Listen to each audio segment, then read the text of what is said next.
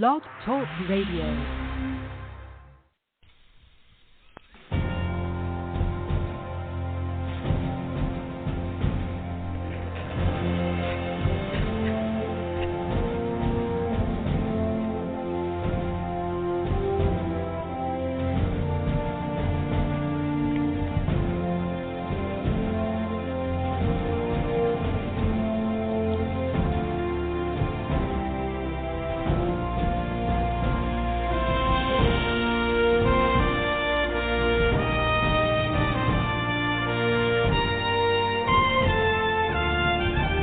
Welcome, ladies and gentlemen, to the Medlock Post radio show. This is where we educate, entertain, enlighten, and empower. The views and opinions on the Medlock Post radio show are those of the host and guests. They are not necessarily the views and opinions of Blog Talk Radio, Spreaker.com, its corporations, affiliates, or any other podcast streaming services. Thank you for joining the show today, and here is your host, Richard G. Medlock.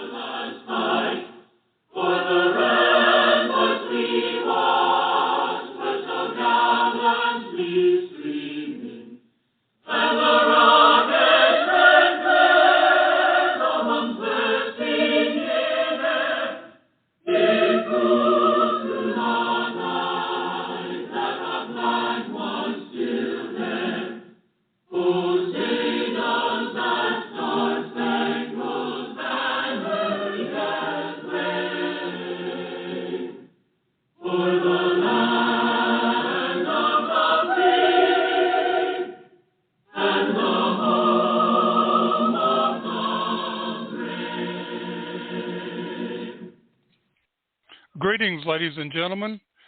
Welcome to the episode 61 of the Medlock Post radio show. Let me ask you a question.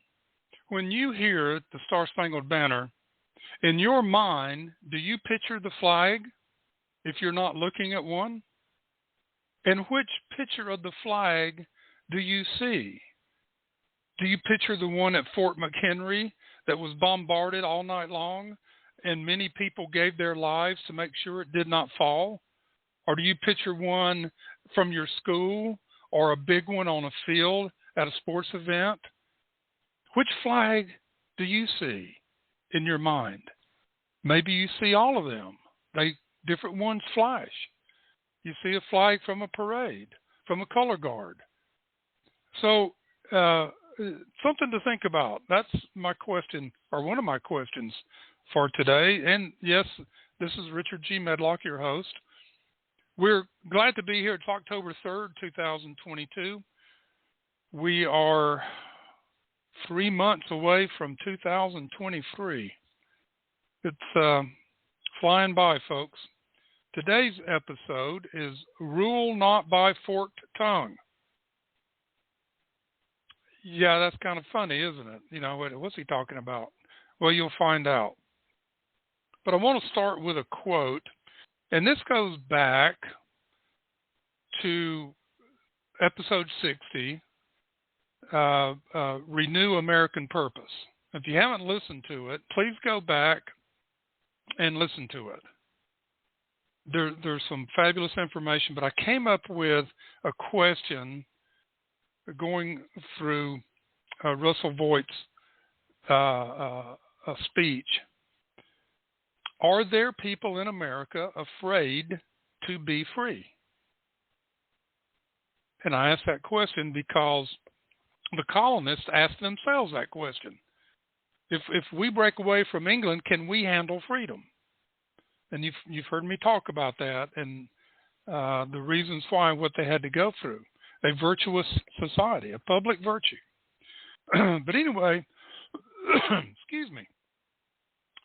This is Frederick Douglass. I hope you know who he is.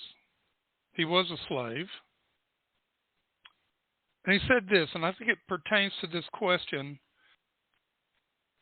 are there those in America who are afraid to be free? Frederick Douglass said this, quote, "Personal independence is a virtue, but there can be no independence without a large share of self-dependence. And this virtue cannot be bestowed.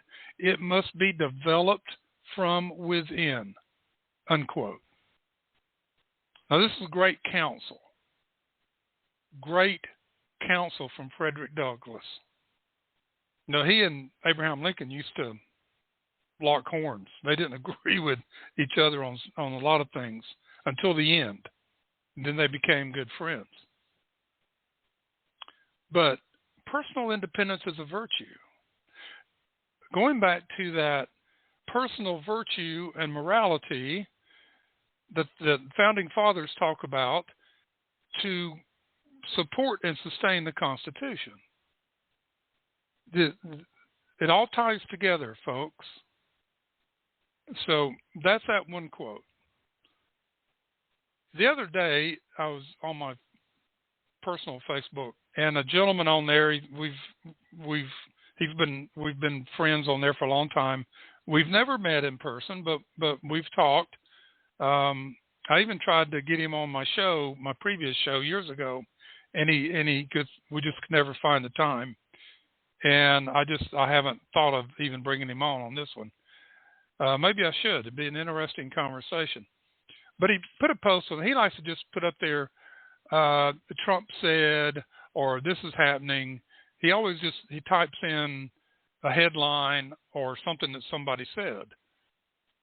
So he put up there the other day, the MAGA movement is the most powerful political movement in American history. I can't remember if Trump had said that at a rally or whatever. But he said the MAGA movement is the most powerful political movement in American history. Well, I looked down in the comments. There was one comment so far, so this had not been posted long. And it was from Frank. I'm not going to give you his last name. He says, "Respectfully, I disagree. The efforts of the founders to peacefully get to the crown to comply with the British Constitution, followed by a just and noble war for independence, leading to the framing of the Constitution of the United States, that, and that is all uppercase letters, is the greatest movement in our history. Equating or elevating anything else at once equating or elevating anything else is at once revisionist and ungrateful." So he went after him. He went after John. Okay, very nicely. Well, John came back. Well, that really wasn't America at the time, and da-da-da-da-da. Sounded like a typical liberal politician, right? Well, okay, so here was my comment on there. The MAGA movement needs to accomplish more than having great rallies and winning elections and primaries before making it the greatest movement in history. I agree with Frank on this one. When the MAGA movement gets and holds a successful convention of states, creates term limits, a balanced budget, and destroys the administrative state, then they will be great. Until then, it's just a movement that could fade away like the Tea Party. Don't get me wrong. I support the MAGA movement, but results matter, not talk. Understanding, I support the MAGA movement. I think it's a great movement. What Trump did as president and what he's trying to continue to do is wonderful. He's trying to put the Constitution front and center and do away with the administrative state and bring rule of law back to America. But to sit there and say it's the greatest political movement in American history, John, you really didn't think this through, did you? Sad to say about that. But John, you will live and learn. We all do. I've put comments up that I got hammered on, but I came back and said, you're right. You're right. I didn't think deep enough on this one. I want to read a little story to you. My wife found this the other day. It's about the American flag. And this is from an article in the Deseret News. Now, interestingly, it was dated in April. And she was going through some papers the other day, and she found this. She says, I printed it off, and I meant to give it to you, and it got lost in my shuffle. So here it is. This is from April of this year, but it's pertinent every day. A garbage man in Utah was filmed last week taking an American flag out of the trash and folding it neatly when he thought nobody was looking. Don Munch Gardner, a Marine Corps veteran, was secretly taped honoring the flag by Huntington, Utah resident Brooke Cowley. Cowley said, I was a complete idiot. I was cleaning our porch while the kids did an Easter egg hunt. I threw away our flag and pole because it had broken and ripped. Then I witnessed our garbage man stop to get out of the truck, unhook the flag, and take the time to fold it, unquote. Cowley said Gardner's action made her ashamed that she neglected to retire the flag properly, especially since she is married to a veteran. In this moment, I was so thankful for what he had done and the obvious love he has for our country and our flag. Thank you for teaching me a lesson I won't forget, she wrote of Gardner. Gardner, who spends 8 to 12 hours per day collecting garbage cans across Emery and Carbon counties in Utah, told a local outlet that he has saved at least a dozen flags from the landfill in the past 11 years. He said he is angered when he sees flags thrown away. Quote, sometimes it's a mistake. Most of the time, it's on purpose. I have a problem with that, so I just take it out and take care of it. I took an oath once to defend this country and our flag, and I still do. A lot of people died protecting that flag and fighting under that flag. A lot of blood's been shed so that we have the freedoms that we have today. Gardner also explained that there is a proper way to dispose of an American flag. Quote, anybody in Emery County that knows me, if you don't know what to do with it, get it to me. I'll make sure it's taken care of properly, unquote. Ladies and gentlemen, it's probably not really ignorance or just forgetting. People are not taught the proper use of our flag and how to properly to fold it, how to raise it on a pole and lower it, to dispose of it when they're worn out. And I've disposed of a lot of them. Matter of fact, I've got some sitting out there in a box in my garage that are folded, trifold, waiting to be disposed of properly. And that disposal is you cut the strips, the red and white strips, and then you burn it. You don't just throw it in the trash can, folks. Anyway, you can look up online American flag protocols, and the VAF, VFW, Veterans of Foreign Wars, and others have all kind of things up about how to properly dispose of it. And with that, I want you to listen to this. It's called the American flag. And listen to this and just kind of pause because it's on the flag.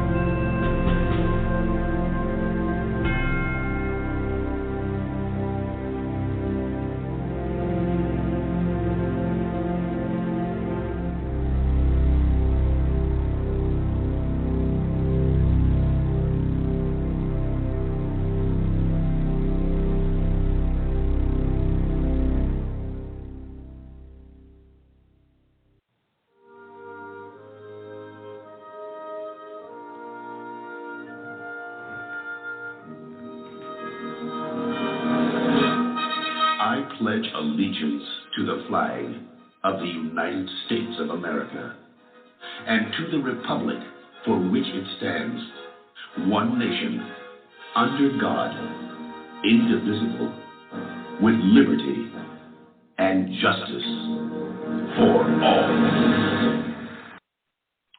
All right, I threw that in. That wasn't on the script.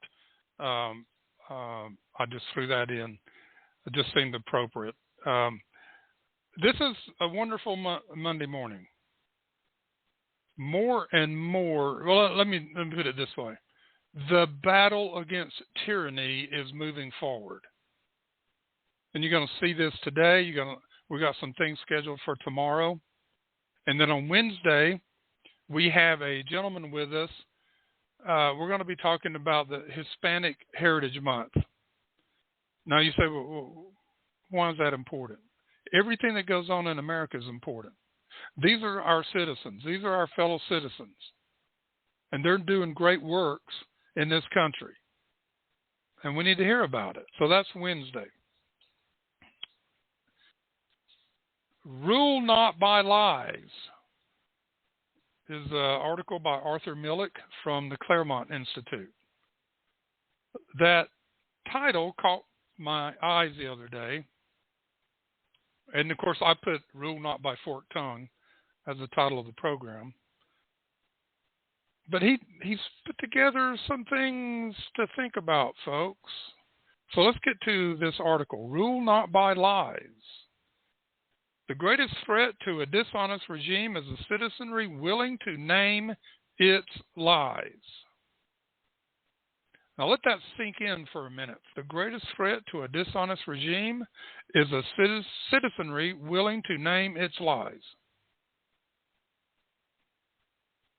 America is ruled by an elite whose status and power depend on enforcing certain falsehoods. I don't mean the commonplace lies which generate a forgettable scandal sprung on the public like a drive-by shooting. I mean core, fundamental lies on the basis of which the regime that currently rules America maintains itself. That we are still unambiguously a democracy rather than an oligarchy which looks to be heading toward a tyranny. That the differences between male and females are societal fictions, or that women can operate in the world with no reference to the facts of biology. That we are a nation of immigrants, and of course, the endless lies about race. So he comes out pretty strong there and lays it on the line, right? So continuing with Arthur Medlock. It's not that we should demand rarefied truth in politics, to be sure. Every regime has myths. The aristocracies of the past, for whom birth determined who is best or serves to rule, certainly had myths of divine right and hereditary rulership. Remember, we just talked about this on episode 60. Back to Mr. Medlock.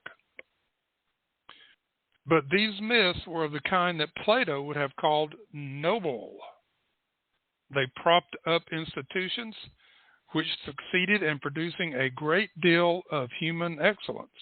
The 400-year period from Shakespeare and Bacon to Churchill produced not a little world historic fruit in nearly every generation. But today's lies produce neither inspiration nor stability. They are neither ennobling nor salutary. Instead, they serve the ruling elite and are at the expense of the citizenry's psychic and physical well-being. These lies are sometimes enforced on account of powerful interest, sometimes out of sincere belief, and sometimes out of malice and the desire to harm. Now, ladies and gentlemen, what kind of pictures came into your mind so far from what Mr. Arthur Medlock is talking about? Okay, citizen psychic and physical well-being. Well, let's talk about psychic. What about political correctness, now woke? How does that play on people's psychic? They're offended at everything. They don't think for themselves. They just follow the crowd. They're sheep. Physical well-being. Whoa. Did you think pandemic? Vaccines? I hope so. And then he points it out. Enforced on account of powerful interests. Lobbyists, foreign countries. It's money, folks, money. How do these lies directly serve our ruling classes? Well, it's interesting he didn't ask the question, how does it serve citizens? He asked the question, how do these lies directly serve our ruling classes? Certainly, it has in part to do with divvying up the nation's wealth and expanding their own ranks. Look, for example, at the NGO, nonprofit archipelago funded by state and federal governments, foundations, and foreign entities. This supposedly charitable architecture supports a vast class of both aggressive and personalized activists, along with email and PowerPoint functionaries whose livelihood depends on propagating these lies. He didn't name them. Facebook, Twitter, TikTok, etc. I have not seen a precise calculation of the size of this industry, but it is likely in the hundreds of billions of dollars a year. But it would be wrong to think it's only a financial scam. Now he asks the question, ladies and gentlemen, and why are the lies believed? There is a twofold psychology explaining it. The believer class is desperate to believe in the justice of their submission and the moral purification which comes from it. The moral purification, in turn, validates the believer's supremacy. The supremacy of those who alone know justice and how to finally achieve it, from guilt to purity to title to rule, in only one reading of Ibram X. Kendi. And if you don't know who Ibram X. Kendi is, he is a big promoter of racism, a big promoter of CRT, a big promoter of systemic racism, a big promoter of white supremacy, a big promoter of anything that makes him money. He is a racist through and through.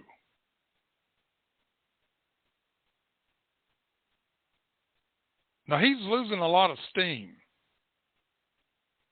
He's, I think the NAACP finally says, we've had enough of you.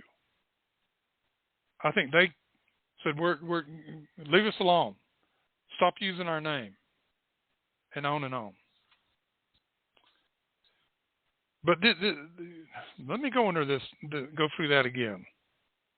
This moral purification, in turn, validates the believer's supremacy, the supremacy of those who alone know justice and how to finally achieve it, from guilt to purity to title to rule. See how this is working? His next comment. What's interesting is how the believer class is related to the raw power class. Often the lies, especially those about race, sex, and immigration, are used like human shields to activate the believer and NGO classes in order to silence their opposition. The raw power class is at the same time the most far-sighted and the least far-sighted, while by far the smartest. They don't fully see that should they ever totally succeed, they will be ruling a worthless nation. Perhaps some, on the other hand, know this. Now, it's interesting. Now, NGO is non-government organizations. It's interesting that he puts it this way, that they will be ruling a worthless nation. Because everything that the Democratic Socialists are doing today is to take away wealth, take away production. I mean, just shutting down fossil fuels. The ripple effects of the economy in this country and even the world would be just astronomical. But they haven't thought about that, and that's what he's saying here. Probably they fall under the least farsighted. Oh, we'll ruin America, and then the globalists will take care of us. Yeah, as slaves. Back to Mr. Medlock. The regime apparatus for circumventing or thwarting the plain statement of truth is finely honed. Those with the temerity to question the falsehoods at first receive a warning consisting of a dose of directed hysteria designed to emotionally manipulate the offender and replace further thought with repentance. As an offender of the idols and their enforcers, you must tweet, quote, I am sorry for what I have said. I do not believe and will never believe my own words. I have fundamentally changed in the last few hours, and now I'm making a $10,000 donation to my captors. May you continue your fine work against people like me, unquote. You just read someone giving up their freedom and going to slavery, giving up their virtue, as Frederick Douglass would say. It's surrender so that you can be safe. And Benjamin Franklin said, when you do that, or was it George Washington? When you surrender your freedom, you're ruled by wolves. You become a slave. Anyway, continuing with the article. Should this not prove enough, I skipped a paragraph. Those who do not repent receive a booster shot of the corrective medicine from the ruling class's institutional force, its information state. This apparatus consists of the opinion and image industries, the press, big tech, all of which now work together to destroy the lives of the questioners, and most importantly, the questions themselves. The capacity to do the latter is not yet perfected, but they're working on it. The January 6th committee wants to destroy anybody that does not agree with them. They want to destroy Trump. He's been questioning this for many years, long before he ran for president. What's going on in government and how to fix it. So anybody like me or other people out there in the media, the good media, that questions these things, they come after us. 2 weeks ago, they came after me during the show with a cyber attack. And I think the next show, I kept having intermittent skips. I think they were still trying to come after me. But you can think of other things to prove these points. They go after people. They go after whistleblowers. Look what the FBI is doing to those that stepped up last week to tell the Congress what's going on at the FBI. They're trying to get rid of them. Literally. Back to the article.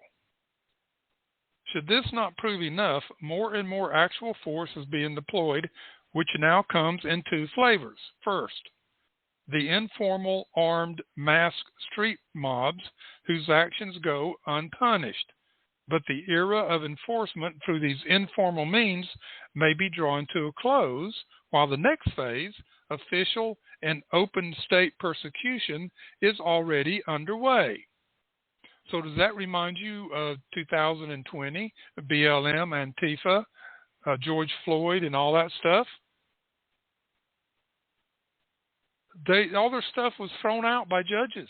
They got arrested and they didn't mean it. Oh, they live in poverty. They can have all the stuff that they can keep it. It's no big deal. Folks, that's called anarchy from the judicial system. And then defund the police? All right, back to the article. Now, how many Americans are classified as domestic violent extremists by the federal government to justify the use of force or spying techniques against them? How many school boards must be targeted by the feds for resisting regime lies? The mobs and the feds appear to have a tacit truce.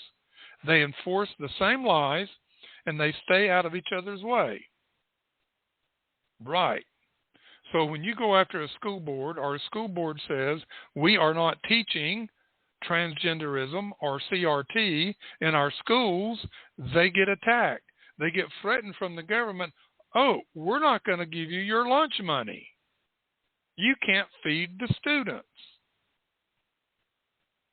See, that's power of the purse. And we've talked about that on this show before. The federal government learned a long time ago that they could put the states on government federal welfare. And it worked. Continuing. This may sound like a hopeless picture, but it's not. While our elites possess more and more instruments of hard and soft power, a larger and larger part of the populace trusts them less and even loathes them. With this situation comes danger, but also opportunity.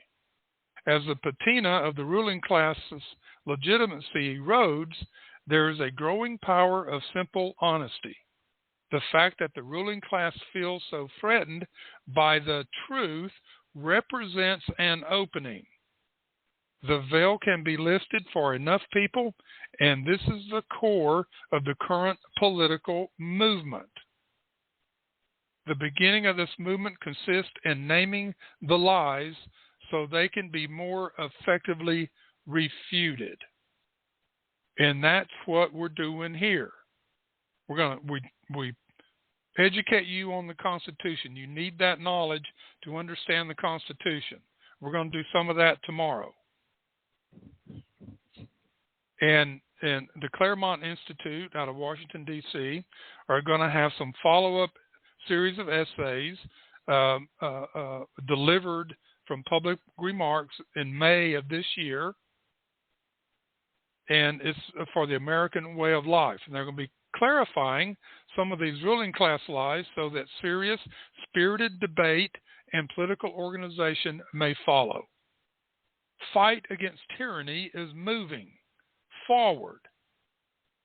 And those that have this tyrannical power are scared. I'm going to read something in a minute that I wrote a while back, and I did read it. I kind of adjusted it a little bit. To move forward with this, we do have to fight this, ladies and gentlemen. That's how you overcome it. Ayn Rand said, defiance, not obedience, is how you overcome tyranny. Defiance. If you do this, oh, I'm sorry, I didn't mean to say that, I'm sorry. Please don't throw me in the briar patch. You just gave in to tyranny and Marxism. Immanuel Kant said, quote, but a lie is a lie and in itself intrinsically evil, whether it be told of good or bad intents, unquote. A lie is a lie. It's bad no matter what. Just like the other day, remember this? They made a big deal out of it, but it's a good point here. Joe Biden's out somewhere, and he's naming different congressmen, and then he wants his Congressman Jackie Warnock to stand up. Hey, Jackie, where are you? Stand up. She died in a car accident a month ago. And then he goes wandering around the stage looking for her. It was hard to watch that, folks. But the point is, and I don't want to demean the man. He's just a puppet. He's just a figurehead. And I feel sorry for him. But the media jumped all over that. Criticism from everybody.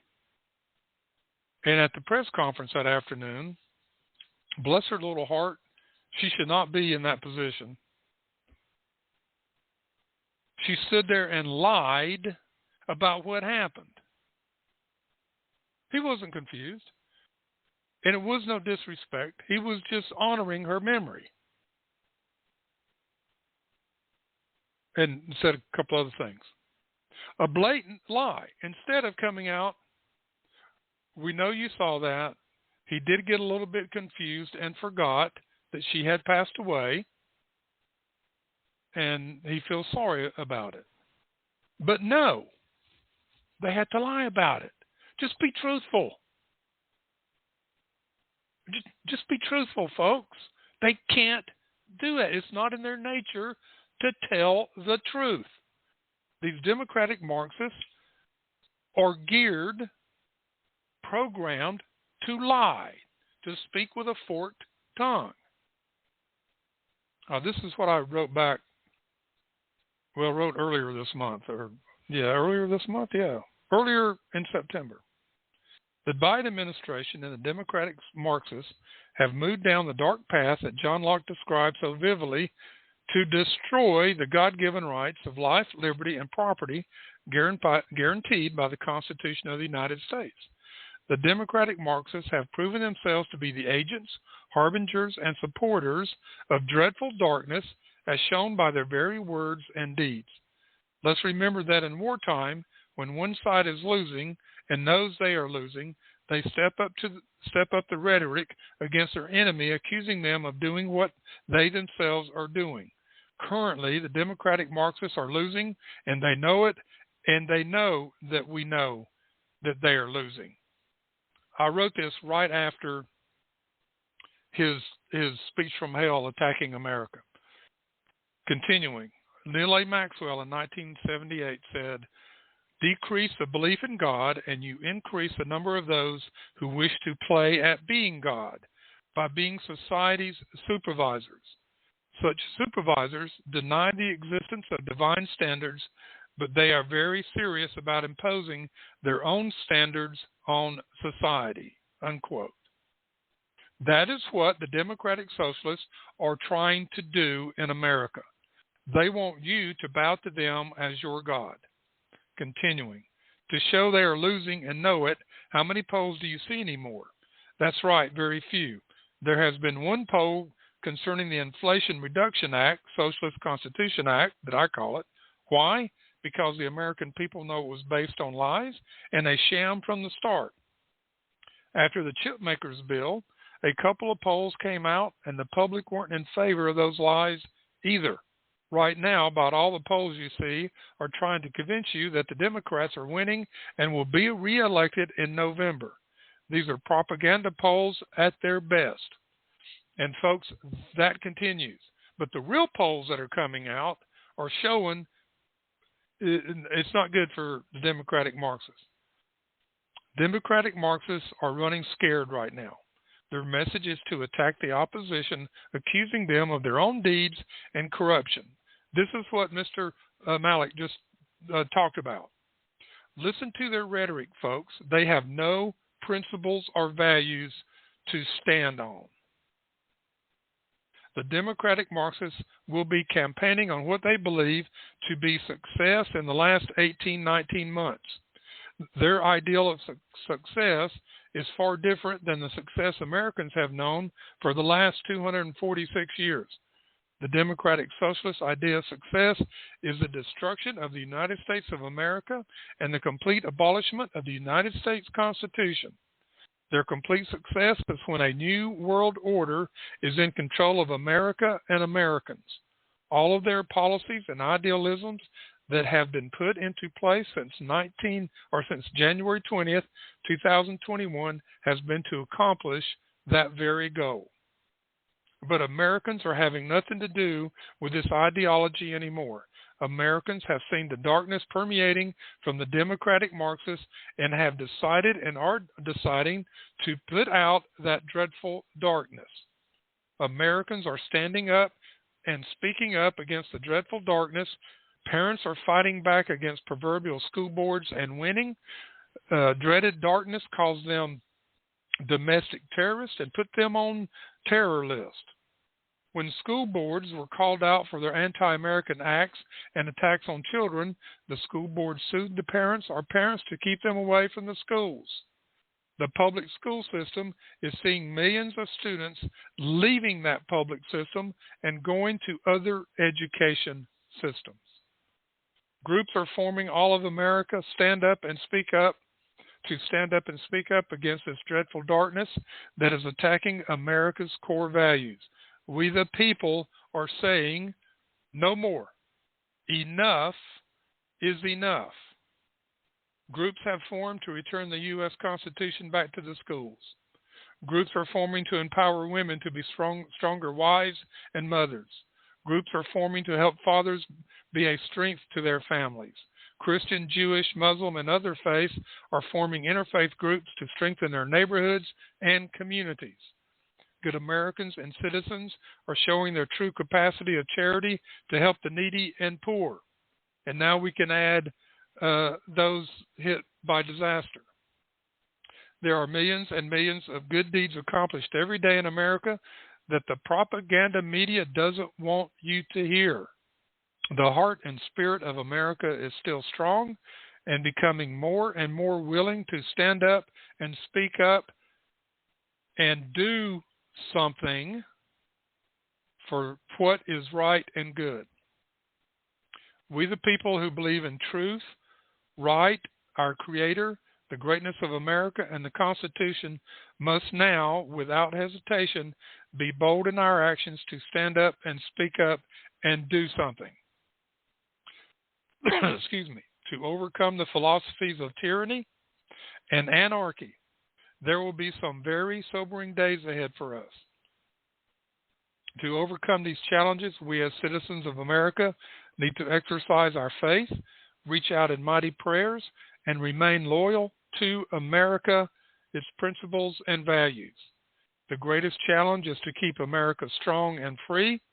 If we desire for our own way of life to endure, we need to keep society strong, our economy strong, and our faith in our Creator strong. We, the people, are the ones who will keep the American hope alive for life, liberty, and the pursuit of happiness. Yes, I wrote that. I made some changes in it.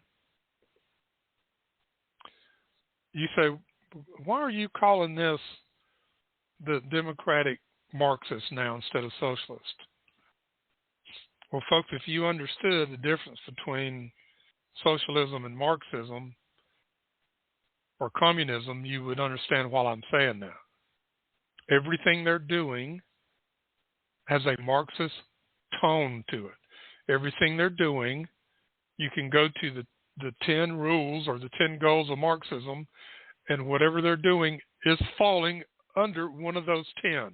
Question the other day, shouldn't we be asking our elected officials, what does this bill have to, what principle of the Constitution does this new bill apply to? And I promise you, they will not be able to answer that question.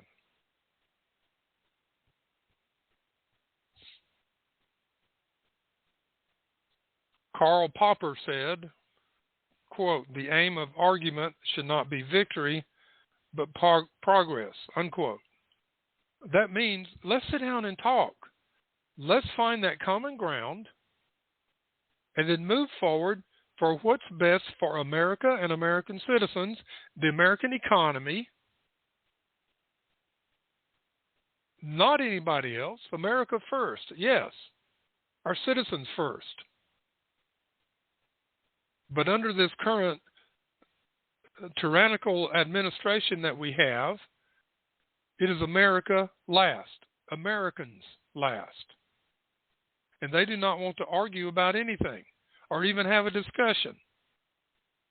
All they do is start screaming bad things. To further show that the fight against tyranny is growing, we've talked about Italy, we've talked about the United Kingdom and Chile and there's another election going on in South America right now, and the conservative is probably going to win over the so-called president or whatever, current president. He's probably going to win. People are waking up. They're tired of globalism and tyranny. So in a Canadian province, they reject Trudeau's gun-grabbing moves. He came out the other day. Let me go through this. Canadian's Prime Minister and relentless leftist Justin Trudeau, appeared mortified after Alberta Justice Minister Tyler Shandro rejected his proposed assault weapons ban.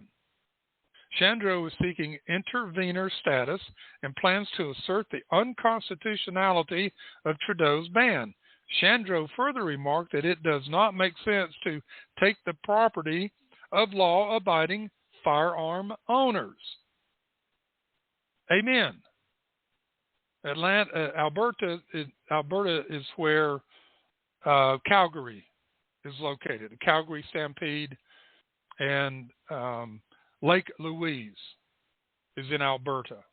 Ladies and gentlemen, it's a lake that is fed by a glacier, and the water is ice blue, and the water temperature is like 38, 39 degrees. You don't go swimming in it. You go boating, but you don't go swimming. They don't allow fishing either. And I've been there. It's one of the most beautiful spots on earth. We rode horses up to the glacier and then back down and did a canoe ride. But anyway, that's where Alberta is, the western part of Canada.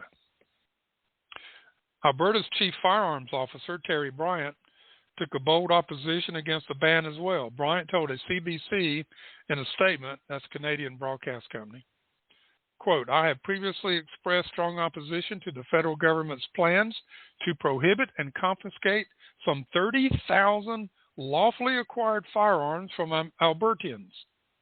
The planned confiscations represent a fatal approach to reducing violence in Canadian society and are unwarranted and are unacceptable infringements on the property rights and personal freedoms of Albertans," unquote.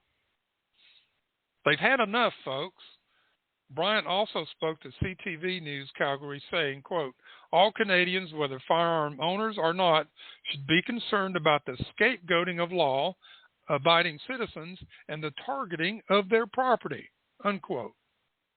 All this anti-gun rhetoric comes after the Conservative Party champion Pierre Poilievre secured the party's nomination to become the next Prime Minister of Canada. A Canadian member of the Tory party and decorated political operative Shriek Chambers said, quote, "There's no doubt in my mind the Liberals have kept their powder dry till now. They're going to unleash a furious campaign against Poilievre. His political message is very relatable, and it's what's propelled him to the top. Why would you deviate from that now, when it's top of mind to Canadians?" You see, folks? Let's get this. What's the left keep talking about in America? We'll get back to this. What's the Democratic Marxists keep talking about? Abortion. Oh, we're going to save abortion. We're going to codify it. We're going to make it legal to murder unborn babies. Again, that's what they're standing on. And climate crisis, which like 1-2% of the people even thinks it's a concern. So they go up here and try to make the message about things that really don't matter to the population, to circumvent the truth, and have the media on their side.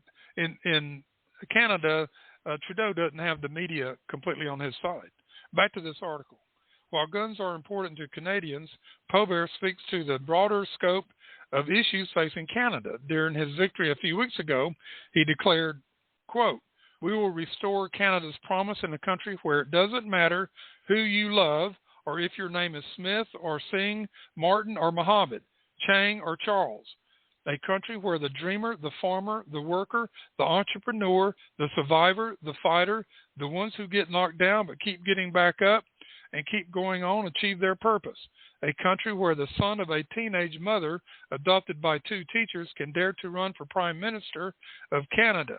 Many are falling behind, and there are people in this country who are just hanging on by a thread. They don't need a government that sneers at them, looks down on them, and calls them names. They don't need a government to run their lives. They need a government that can run a passport office, unquote. Now, folks, we can read that down here in America. It's freedom. Giorgia Meloni in Italy talked about freedom of the citizens. And she's getting hammered for it. I love it. Let them keep, because then more and more people will see where you stand, that you are a Marxist, that you are against freedom, you're against citizens having the right to do what they want to do. The freedom to. Freedom to, not freedom from. There's a big difference. So in Canada, they are pushing and pushing and pushing Trudeau to become a Marxist tyranny and control everybody's lives. It's not the one I want. All right. The fight is moving forward, folks. You can call it a MAGA movement, a fight against tyranny. You can call it whatever you want. Whoops. Sorry about that. I pulled something up, and it had an automatic play on the video. I wish I could play the video, but it's on Fox News, and there's these licenses and privileges and rights that you have to pay for and get permission, and anyway, and I don't have those. On this date in history, October 3rd, 1863, Abraham Lincoln issued a powerful giving proclamation. Now, this was amid a savagery of Civil War, 1863. But he called for a day of thanksgiving and praise to our beneficent Father who dwelleth in the heavens. Now, Abraham Lincoln, it was a stirring call to spiritual unity, issued during the Civil War, issued his emotionally Thanksgiving proclamation. The president invited Americans at home and abroad to set apart and observe the last Thursday of November a day of thanksgiving and praise to our beneficent Father who dwelleth in the heavens. Now, yes, Washington proclaimed it in October 3rd, 1789. Now, the first traditional Thanksgiving that we're aware of was in 1621. And we'll get in, as close as we get to Thanksgiving, we'll get into some of these histories. But October 1863 proclamation was the first time that a president had singled out a specific date, the last Thursday in November. And previous Thanksgiving celebrations were held at various dates and times, depending on the local situation. So, I want to read that proclamation, folks. And you say, well, we're 2 months from Thanksgiving. But this is the day Abraham Lincoln issued it. There's a strong message here even today for Americans. President Abraham Lincoln's Thanksgiving Proclamation from October 3rd, 1863, by the President of the United States. A proclamation. A year that is drawing toward its close has been filled with the blessings of fruitful fields and healthful skies. to these bounties which are so constantly enjoyed that we are prone to forget the source of which they come.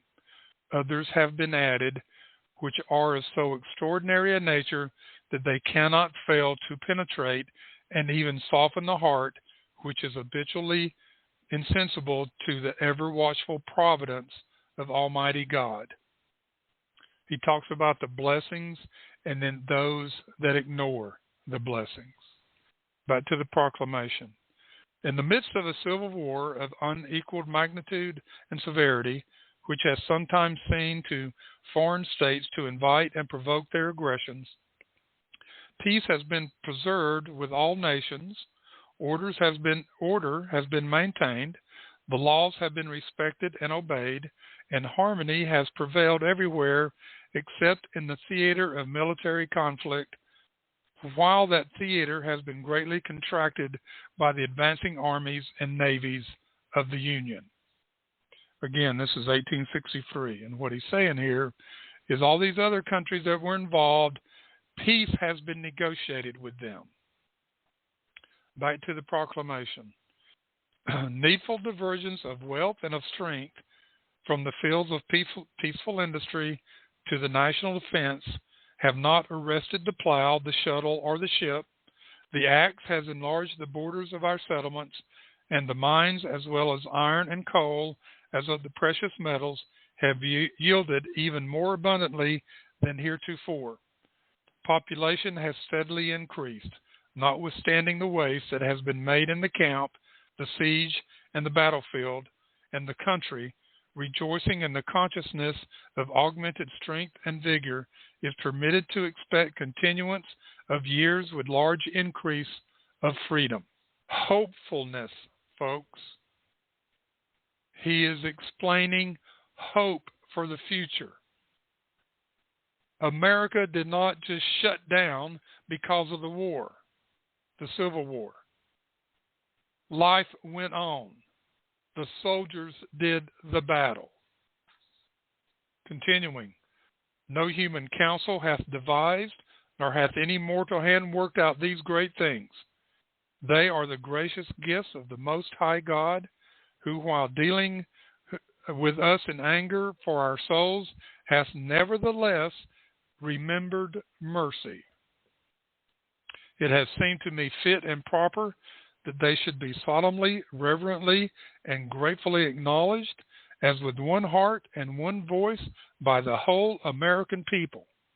I do therefore invite my fellow citizens in every part of the United States, and also those who are at sea and those who are sojourning in foreign lands, to set up and observe the last Thursday of November next as a day of thanksgiving and praise to our beneficent Father who dwelleth in the heavens. And I recommend to them that, while offering up the ascriptions justly due to him for such singular deliverances and blessings, they do also, with humble penitence for our national perverseness and disobedience, commend his tender care all those who have become widows, orphans, mourners, or sufferers in this lamentable civil strife in which we are unavoidably engaged, and fervently implore the interposition of the Almighty hand to heal the wounds of the nation, to restore it, as soon as may be consistent with the divine purposes, to the full employment of peace, harmony, tranquility, and union. In testimony whereof I have hereunto set my hand and caused the seal of the United States to be affixed, done at the city of Washington, this 3rd day of October, in the year of our Lord, 1863, and of the independence of the United States, the 88th. Abraham Lincoln. By the President, William H. Seward, Secretary of State. Ladies and gentlemen, can this not and should this not be our prayers that go up today to stop the perverseness, the disobedience, to plead for humble penitence?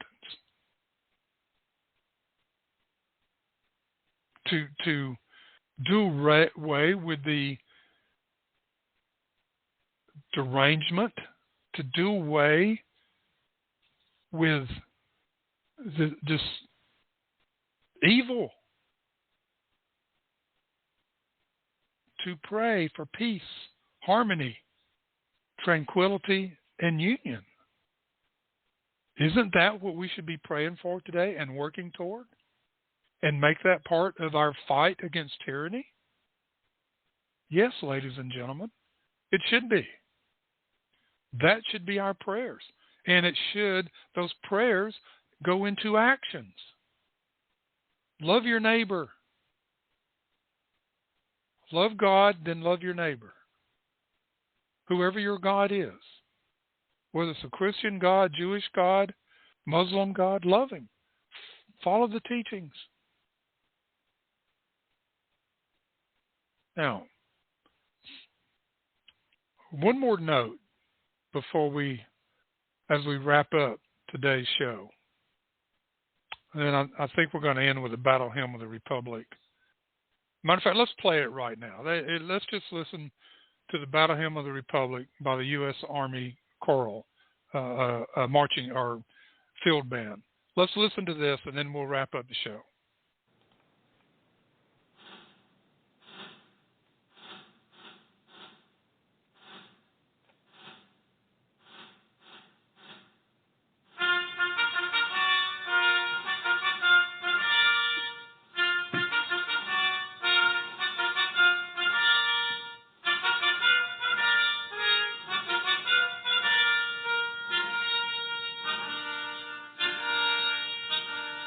Love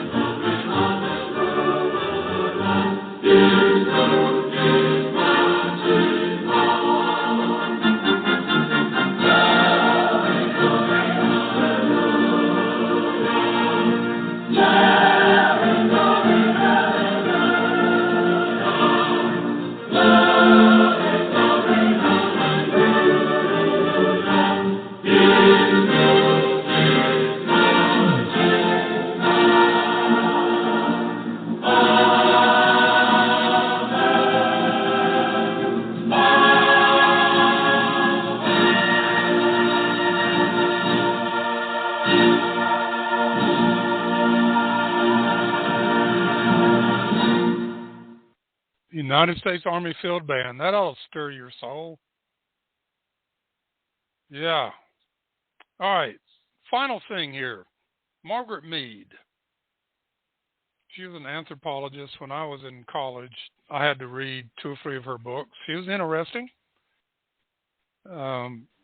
She started leaning toward some of the liberal side toward the end of her writings. But she did have this one quote. Years ago, well, I'll get to it. Okay. Years ago, anthropologist Margaret Mead was asked by a student what she considered to be the first sign of civilization in a culture. The student expected Mead to talk about fish hooks or clay pots or grinding stones. But no, Mead said that the first sign of civilization in an ancient culture was a femur, thigh bone, that had been broken and then healed. Excuse me. Mead explained that in the animal kingdom, if you break your leg, you die. You cannot run from danger, get to the river for a drink, or hunt for food. You are meat for prowling beasts. No animal survives a broken leg long enough for the bone to heal. A broken femur that has healed is evidence that someone has taken time to stay with the one who fell, has bound up the wound, has carried the person to safety, and has tended the person through recovery. Helping someone else through difficulty is where civilization starts, Mead said. We are at our best when we serve others. Be civilized. That is a great message, ladies and gentlemen, for every day. It's not a message always about disaster. Now, the last report I saw, the Florida Disaster Fund had pulled in over $20 million in the first 48 hours. Thank you, Americans and whoever else. Charity should be voluntary, not forced upon us. Ladies and gentlemen, that's our show today. That's it. The Medlock Post radio show has covered its script and material. Thank you for being here, and may God bless America, and may God bless those affected by these storms, and may God bless you and this great, great land and your beautiful hearts. Keep up the fight. Thank you.